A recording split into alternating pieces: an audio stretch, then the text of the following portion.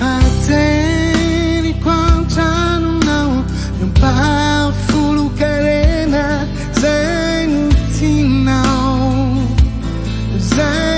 tinau Mnyuvitu vitazani tani Mnyururu ni feel nena fa aitanao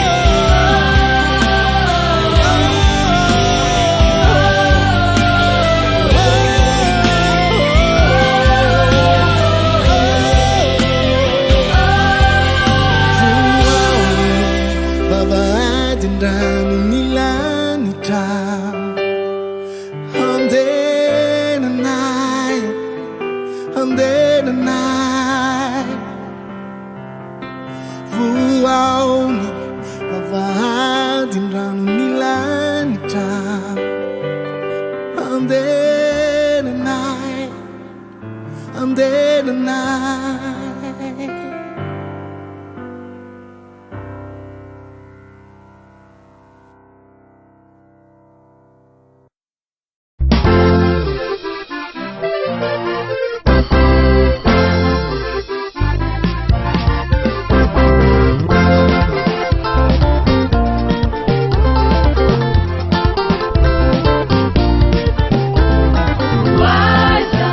Waita ia ori tiba inio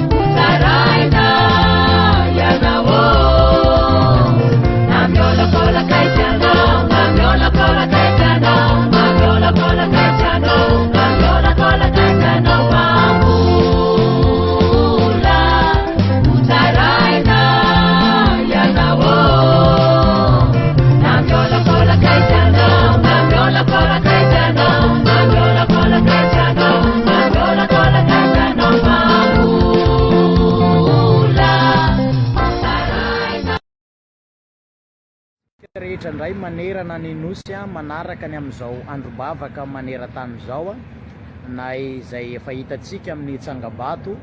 Aty Morondava ndray izao no miaraka aminao ny sampana aty Morondava eo anivo ny mpiara-mamaky baiboly. Andreto zahay ao anatin'ilay loha hevitra lehibe ho an'ny Menabe dia hoe ampaherezo zahay. Miaraka indray tsika eto amin'ity an'io ty miaraka amin'ny zay loha hevitra zay hoe ampaherezo zahay. Dia mizara roa lehibe ny fotoanantsika eto. Ny tapany voalohany dia miresaka manokana ny amin'ny tenin'Andriamanitra zay ampita sy ambara amintsika. Dia ny tapany faharoa kosa ireo rojom-bavaka izay efa fantatsika ao anatin'ny andro fahenina moa itsika izao. Dia ny rojom-bavaka ao amin'ny andro fahenina zany no iarahantsika eto dia hoena le lanina hira zay rehetra zay, zany hoe misy hira hatrany hatrany hoeny anelanelana eny. Ny amaranako azy aty mpamaranana dia izao hoe manasanao ary hiaino sy anaraka mba ho voninahitra Andriamanitra rery ihany. Dia hiaraka sika every mihitsy hoe toy ny aty Menabe ianao dia miaraka tsika ho voninahitra Andriamanitra. Misaotra tompoko.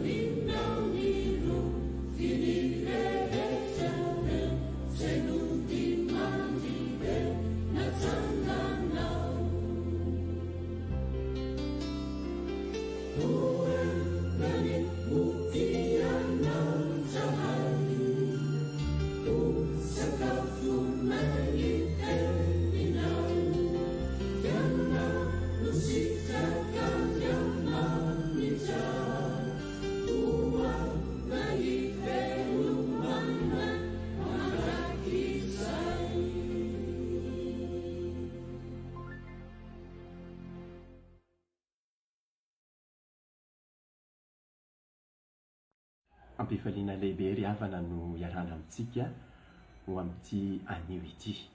Mentsika hivavaka avy hatrany alohany andraisantsika ny afatry ny tenin'Andriamanitra. Ray masina tsara indrindro rainay amin'ny anaran'i Jesosy Kristy ianao.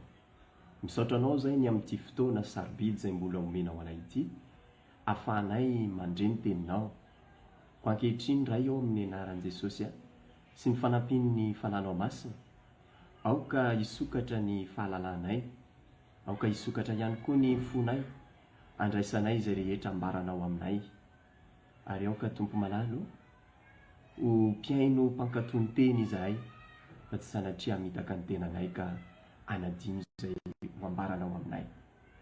Taio ny teninao, taio ihany koa ny tsirairay avy izay manaraka izao fandaharana izao, ahita ny fahatsaran'ny teny ary andray ny asarbidin'ny teny ka hisitraka ny vokatry ny teny eo amin'ny fiainany tsirairay avy.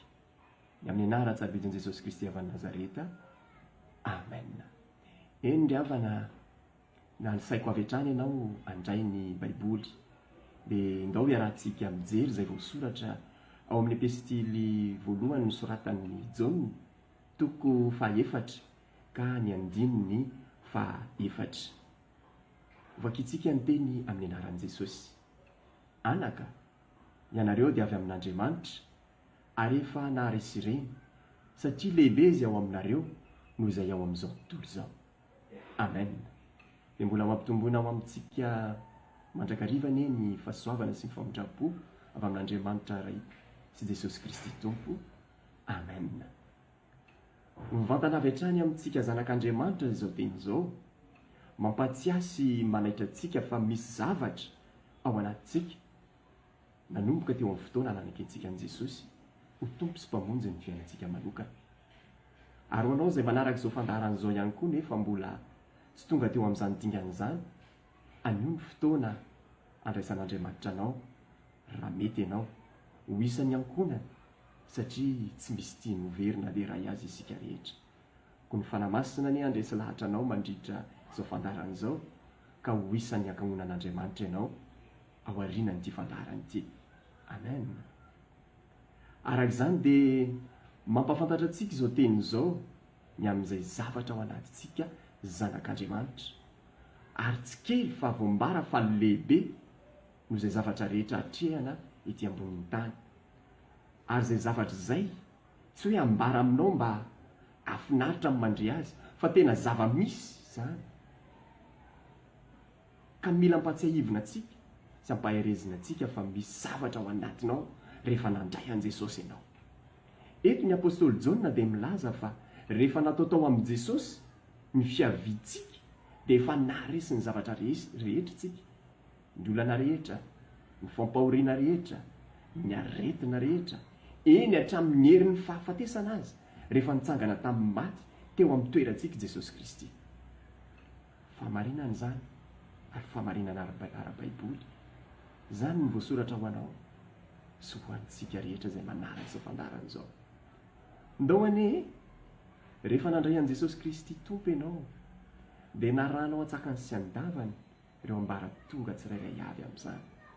Nanenina tokoa ianao tamin'ireo ratsy vita sy fahotana izay tsy mifanaraka tamin'ny sitrapon'Andriamanitra. Dia nanapa-kevitra tonga niverina teo anatin'Andriamanitra ianao amin'ny alalan'i Jesosy Kristy. Dia nandray azy ho tompo sy mpamonjy ny fiainanao manokana. Manomboka eo dia ao anatinao Jesosy, ao anatinao ny fanahy. Rehefa ao anatinao ny fanahy dia tsy noho izay ezaka na ny ataonao ny mahatonga anao mpandresy ny zavatra rehetra, fa noho ny natao teo amin'ny toeranao. Satria ny nahatongavan'i Jesosy tsy hoe andresy ny herin'ny fahafatesana izy nefa ho faty ihany ianao avy eo. Tsy natoran'Andriamanitra mantsy ny fahafatesana fa fahavelomana mandrakizay. Koa maha-Andriamanitra azy tamin'ny fotoana izay nisamborana azy dia afaka nataony mihitsy ny tsy ho azo natao izany fisamborana izany, fa izay ilay fahefana izay ao anatiny dia ny hanolotra ny ainy dia nanaiky nosamborana sy ny ho faty amin'ny maha-olona azy izy. Izany hoe nanolotena ho faty teo amin'ny toerantsika Jesosy. Noho izany nahatongavan'i Jesosy dia tsy hoe hitsangana maty dia hiakatra ho any an-danitra, fa ho faty teo amin'ny toerantsika. Araka ny nambarako, tsy natioran'Andriamanitra ny fahafatesana, fa natioran'ny raisiny teo amin'ny toerantsika. fa maninony Jesosy nilaka n'izany teo amin'ny toerantsika mba hananantsika antoka androany fa efa vita 2 taona lasa mahery zay nampandresy anao manoloana ny zavatra maro samihafa atrehanao aty aoriana dia mila tonga say amin'ny fomba tsotra fotsiny ianao hoe efa nitrango ity tany aloha efa raraka iny fa manomboka eto kosa dia tsy ataoko mahazo azy intsony ka tsara ny mampafantatra antsika amin'izao famarinana izao dia verina kely tsika tamin'izay 2 taona mahery lasa zay tamin'i Jesosy tonga olona tetỳ ambonin'ny tany dia tena olona 100 isan-jato tahaka azy tahaka anao izay manaraka ny fandaharana mihitsy izy na tera-behivavy nona nangetaheta ny lalao ny anatra nanao an'ireo fanaontsika andavanandro izy fa tamin'ny fotoana izay nionany tamin'ny Jaona mpanao batisa dia izao ny voambara indro ny zanak'ondrin'Andriamanitra izay mitondra zavatra inona ny nentiny ny fahotany izao tontolo izao izay manambara amintsika fa ny fahotako ny fahotanao ny fahotan'ireo taranaka mbola ho avy any aoriana dia fa tao amin'i Jesosy tamin'izay fotoana izay koa ny fahatongavany nofo tetỳ ambonin'ny tany dia nentina anehoana ireo karazam-paharatsiana sy fahoriana mianjady amin'ny olombelona fa indrindra ho toky sy antoka ho antsika ankehitriny izay efa nandray azy ho toky sy mpamonjy ny fiainantsika manokana ary manome antoka antsika fa lehibe izay ao anatintsika ary efa naresy izao tontolo izao zany indrindra ny mahatonga n'izao teny izao ho anjarantsika amin'ity andro fahaenina ao anatin'izao 10 androm-bavaka maneran-tany ankehitriny izany Jesosy Kristy manko no efa nilaza fa zaho efa naharesy amin'izao tontolo izao antoka ao antsika zany rehefa nandray an' Jesosy tsika dia ao anatintsika izy ary zay indrindra no tokony hisintomantsika tombotsoa ny amin'ny fananantsika ny Jesosy ao anatintsika ankehitriny amin'izao vanim-potoana iainantsika izao ka hatonga antsika tsy hiodikodina na hiasa saina fa ho tonga saina fa lay mpandresy lay lehibe indrindra lay efa naharesy izao tontolo izao no ao anatintsika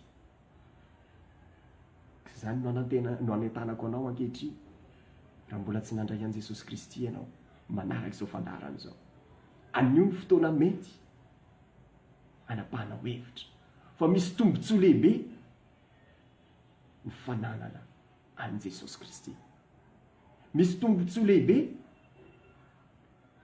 ny fitoerana ao anatintsika satria ankehitriny Jesosy Kristy dia tsy ety amin'ity zao tontolo izao ity intsony fa zasy ianao no ety amin'izao tontolo izao indray ankehitriny efa miakatra izy ary eo ankavanan'Andriamanitra ray fa raha lasa izy dia tsy namela ntsika okam-body na namela ntsika ho rery fa nandefa ny fanahiny masina ho ety amintsika ampantsiaro antsika ilay fandresena izay efa vitany 2 taona lasa zay ary ampafantatra antsika amin'ny alalan'ny teniny izay tombotsoa antsika malagasy ihany koa fananantsika ny teny amin'ny fitenitsika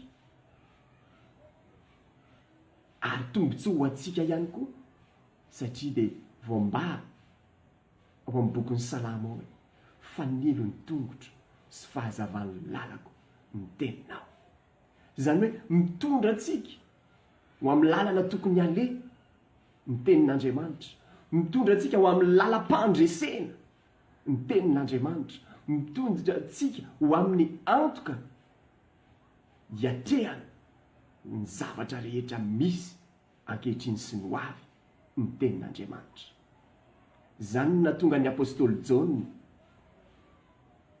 mampahery antsika ankehitriny amin'ity anio ity hoe lehibe izay ao aminareo noho ny amin'izao tontolo izao ho alao ery ary raha lasanabavy ho amintsika tsirairay avy izay manaraka izao fandaharana izao. Tsy kely ny ao anatinao fa lay lehibe indrindra ary lehibe noho ny amin'izao tontolo izao. Tombontsoa ho antsika izany. Tokony ho tehirizitsika, ho raisitsika fananana mihitsy, ho ampiasaina amin'ny andavanandro mpiainatsika, hivelomantsika, hisehoantsika.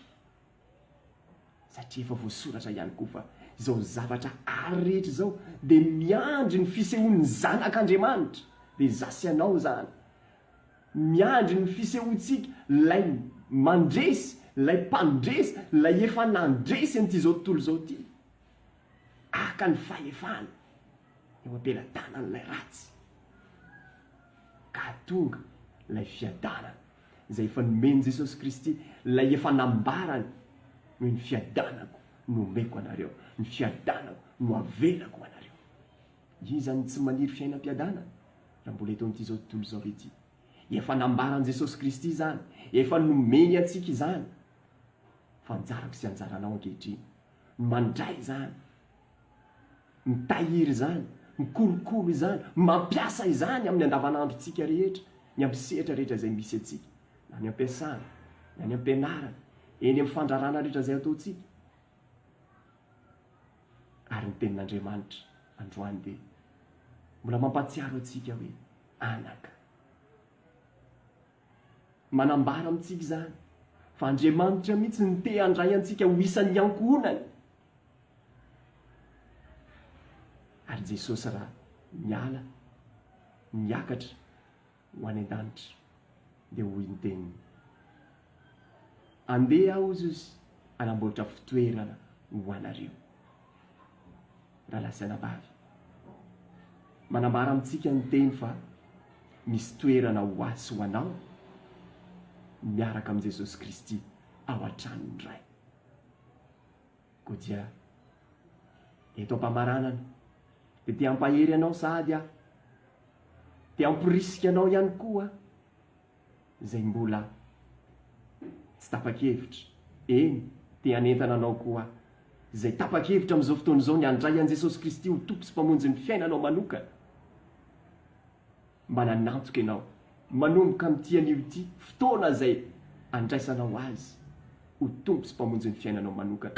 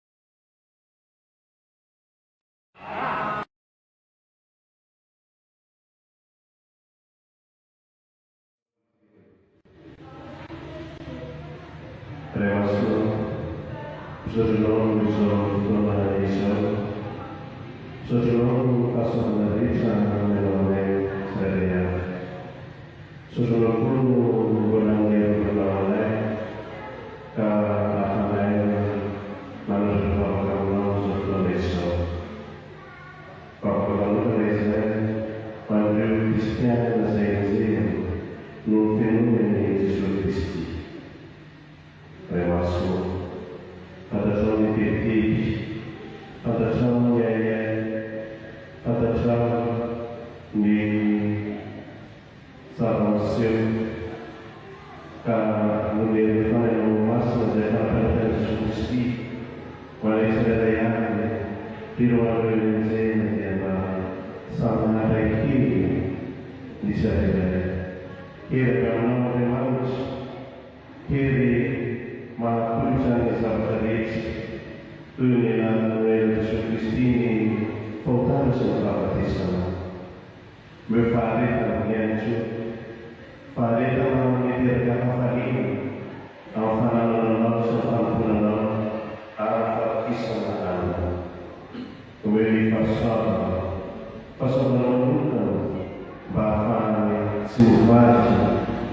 mora na misarotra ka ifitra aminao han'Andriamanitra tompo sy mpamonjy ary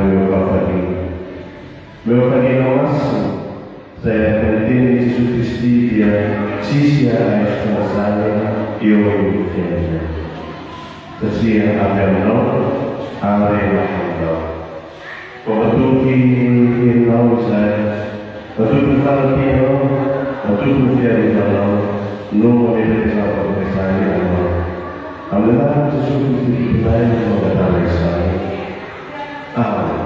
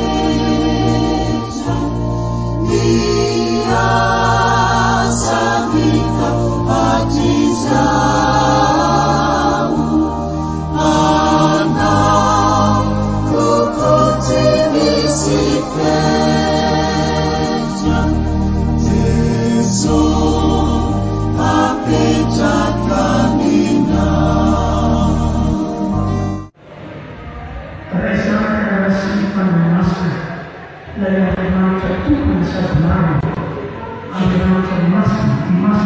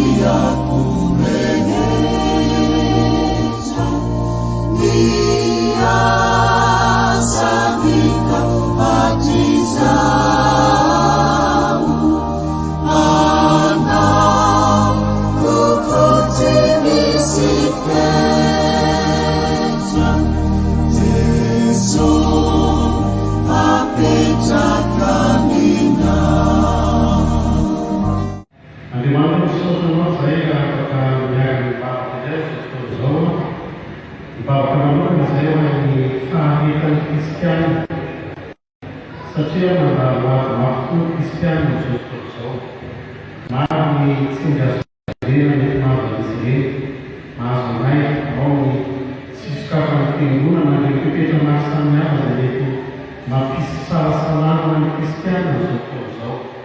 Maro ny tsy fananana mety tsy fahaterahana teteraka mampirasirana tsy mahafaka misorana zao fotoana zao.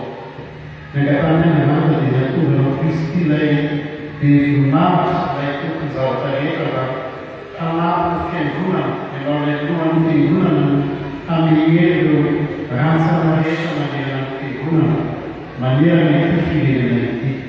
Afaka manokana mba iray ny fiangonana tsy hanaraka fiangonana zavatra dia fa ny kristiana tsirairay miaraka mivavaka miaraka mitera sy mankalaza mahabevoninahitra anao. Asambatra amin'ny afovitra ianarakaao ilay Kristy tompony fanjakana tompony hery manao ny voninahitra amin'ny anaran'i Jesosy Kristy Tompo. Amen.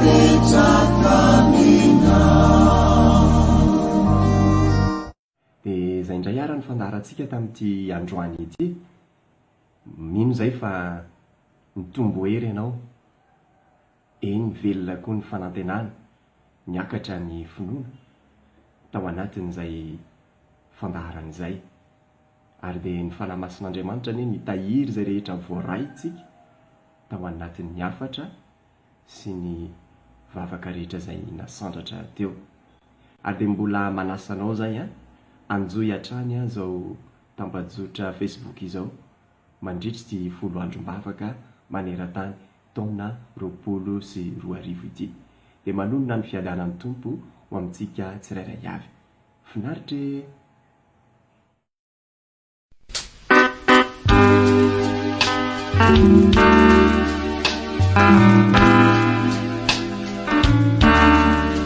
Batulampi Jimikuru Batulampi Kuyanau Ande mafi Mampijuru Batulampi Bau-bau Batulampi Jimikuru Batulampi Kuyanau Ande mafi Mampijuru Batulampi bau-bau Naisa siat na salama na marat bacaku ni mahatsiai niasanau rizanahat ifiai na kutuntut tunatugaguanau tiatakaluku pisuruh batulapiku yanau batulapiku yanau renareo teo andrombavaka maneran-tany ho an'ny firenena folo andrombavaka ny 20 hatramin'ny 20 Mei iarahantsika kristianina rehetra manerana an'izao tontolo izao raha ny oloko izay nantsoina amin'ny anarako no avy anetry tena ka hivavaka sy hitady ny tavako ary hiala amin'ny ratsy fanaony dia hiaino any an-danitra aho ka hamela ny elony ary ahasitrana ny taniny. Tantara faharoa 7:4.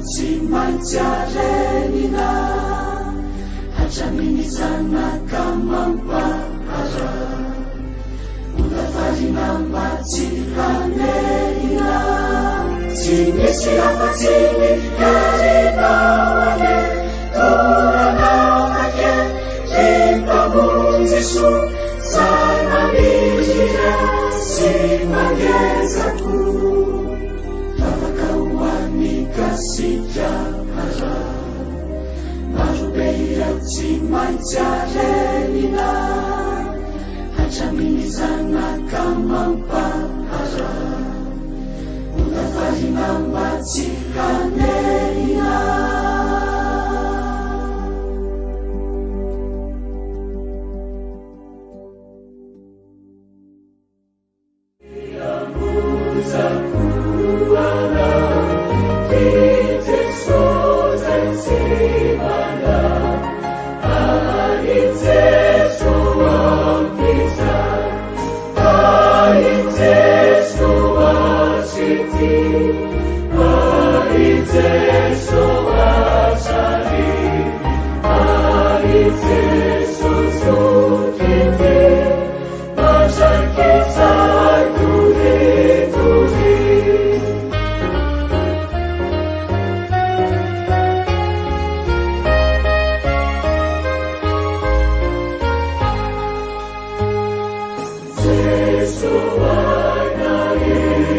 Jesus.